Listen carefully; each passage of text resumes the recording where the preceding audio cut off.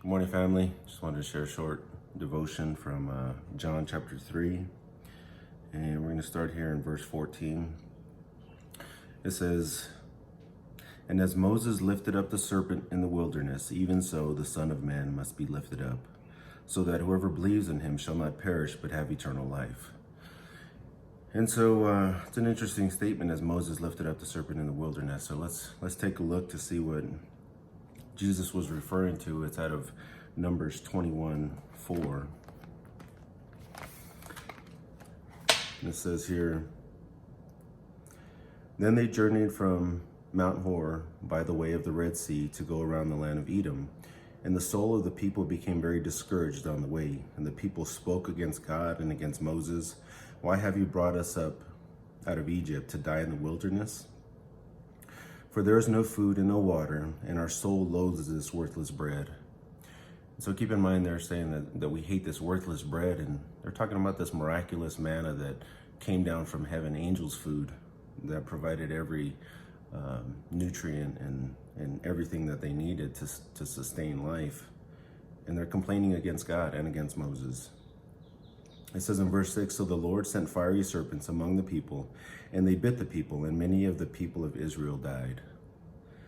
Therefore the people came to Moses and said, 'We have sinned, for we have spoken against the Lord and against you. Pray to the Lord that he take away the serpents from us.' So Moses prayed for the people. Then the Lord said to Moses, 'Make a fiery serpent and set it on a pole. And it shall be that everyone who is bitten, when he looks at it, shall live.'" So Moses was instructed to make a fiery serpent out of bronze. Keep in mind that there's symbolic meaning here. When we see bronze, that speaks of judgment. When Jesus comes back, his feet are going to be, he's coming with bronze feet, or what that speaks of. He's coming to judge the world. And so when here it's this bronze serpent, if they look upon the serpent and they don't look upon the serpent with faith, judgment also. For one, if they don't believe and provide if they don't believe in the provision that God made to save them, then judgment is coming upon them also. It says, verse 9, "So Moses made a bronze serpent and put it on a pole. And so it was, if a serpent had bitten anyone, he looked at the bronze serpent, he lived." And so, the other thing that we're looking at here is the serpent. God instructs them to make a bronze serpent or a bronze snake. And this snake was a cursed thing. Let's take a look real quick in Genesis chapter 3. Genesis chapter 3 and verse 14. It says, "So the Lord said to the serpent," so this is after the serpent deceived Eve. It says, "Because you have done this, you are cursed more than all the cattle, more than every beast of the field. On your belly you shall go and eat dust all the days of your life."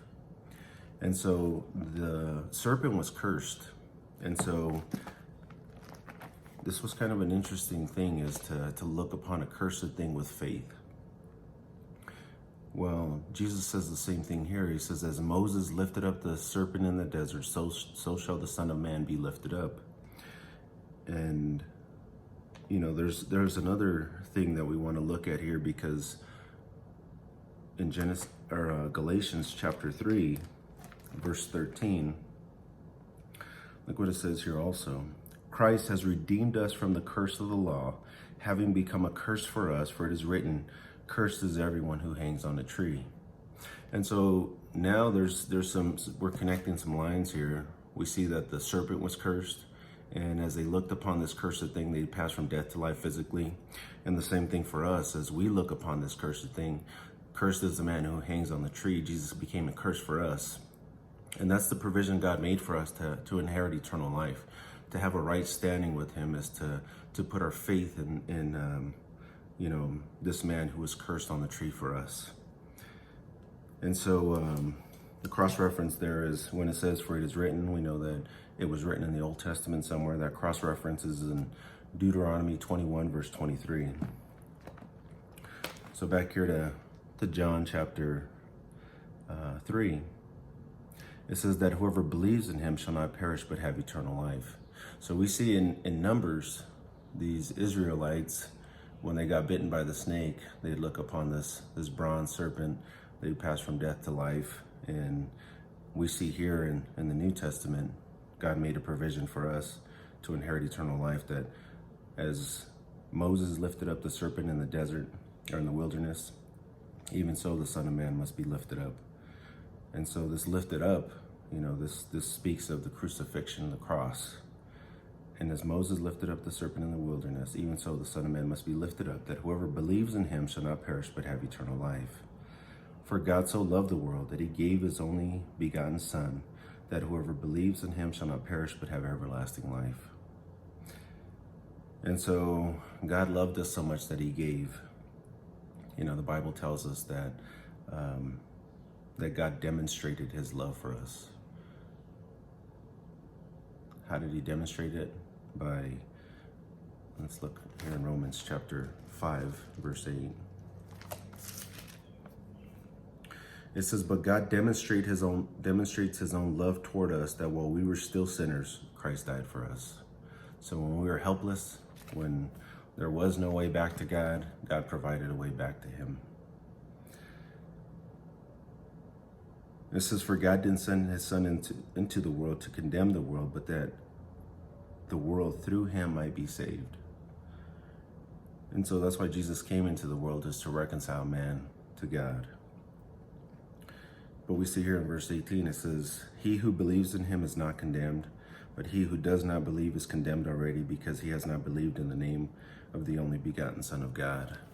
And that belief, that's relying on, clinging to, trusting in, adhering to, it's not depending upon our good works or good behavior or any of these other things. It's us having a right standing with God by faith because of the provision God made for us. And so I just want to encourage you guys to, just examine what is your right standing with God? How do you have a right standing with God today? Is it through something you've done, your good behavior, that you're a good person, which is self-righteousness, or is it through believing on the one and only Son of God? God making that provision for us, having our righteousness in him. It tells us in Corinthians, it says that he who knew no sin became sin for us, that we may become the righteousness of God in him.